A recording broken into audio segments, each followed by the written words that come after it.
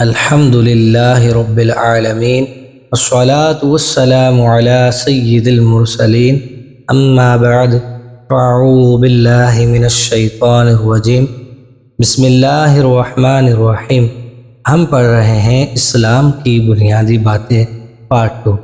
آج ہم پڑھنے جا رہے ہیں نماز کی شرائط۔ نماز کی کتنی شرائط ہیں؟ نماز کی 6 شرائط ہیں۔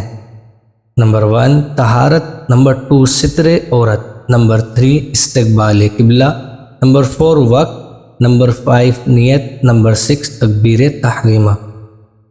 طہارت سے کیا مراد ہے؟ طہارت سے مراد یہ ہے کہ نمازی کا بدن، لباس اور جس جگہ نماز پڑھ رہا ہے وہ جگہ ہر قسم کی نجاست سے پاک۔ ستر عورت کا کیا مطلب ہے؟ ستر عورت کا مطلب یہ ہے کہ مرد کے لیے ناف کے نیچے سے لے کر گھٹنوں سمیت بدن کا سارا حصہ چھپا ہونا ضروری ہے، جبکہ اسلامی بہنوں کے لیے ان 5 اعضاء یعنی منہ کی ٹکلی، دونوں ہتھیلیوں اور دونوں پاؤں کے تلووں کے علاوہ سارا جسم چھپانا لازمی ہے۔ استقبال قبلہ کسے کہتے ہیں؟ نماز میں قبلہ یعنی کعبے کی طرف منہ کرنے کو استقبال قبلہ کہتے ہیں۔ وقت سے کیا مراد ہے؟ اس سے مراد یہ ہے کہ جو نماز پڑھنی ہے اس کا وقت ہونا ضروری ہے۔ نیت کا کیا مطلب ہے؟ نیت دل کے پکے ارادے کا نام ہے۔ زبان سے نیت کرنا ضروری نہیں، البتہ دل میں نیت حاضر ہوتے ہوئے زبان سے کہہ لینا بہتر ہے۔ تکبیر تحریمہ سے کیا مراد ہے؟ نماز شروع کرنے کے لیے تکبیر یعنی اللہ اکبر کہنے کو تکبیر تحریمہ کہتے ہیں۔ نماز کے فرائض۔ نماز کے کتنے فرائض ہیں؟ نماز کے 7 فرائض ہیں۔ نمبر 1 تکبیر تحریمہ، نمبر 2 قیام، نمبر 3 قرات، نمبر 4 رکوع، نمبر 5 سجدہ، نمبر 6 قعدہ آخرہ، نمبر 7 خروج بسنعی۔ تکبیر اولیٰ سے کیا مراد ہے؟ تکبیر تحریمہ کو تکبیر اولیٰ بھی کہتے ہیں۔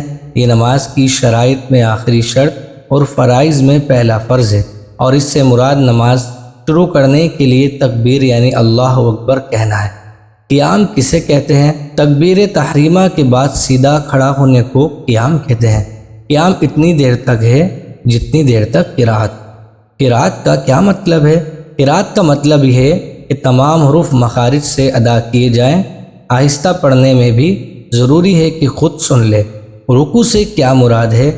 قرات کے بعد اتنا جھکنا کہ ہاتھ بڑھائیں تو گھٹنوں تک پہنچ جائیں رکوع کہلاتا ہے، اور یہ رکوع کا ادنیٰ درجہ ہے، اور مرد کے لیے مکمل پیٹھ سیدھی کرنا رکوع کا کامل درجہ ہے۔ سجدہ سے کیا مراد ہے؟ رکوع کے بعد 7 ہڈیوں یعنی دونوں ہاتھ، دونوں پاؤں، دونوں گھٹنوں اور ناک کی ہڈی کو زمین پر لگانا سجدہ کہلاتا ہے۔ سجدے میں پیشانی اس طرح جمائیں کہ زمین کی سختی محسوس ہو۔ ہر رکعت میں 2 بار سجدہ فرض ہے۔ قعدہ اخیرہ سے کیا مراد ہے؟ نماز کی رکعتیں پوری کرنے کے بعد اتنی دیر بیٹھنا کہ پوری تشہد یعنی پوری التحیات عبدہ و رسولہ تک پڑھ لی جائے، قعدہ اخیرہ کہلاتا ہے، اور یہ بھی فرض ہے۔ خروج بسنعی کیا ہے؟ قعدہ اخیرہ کے بعد سلام پھیر کر نماز ختم کرنا۔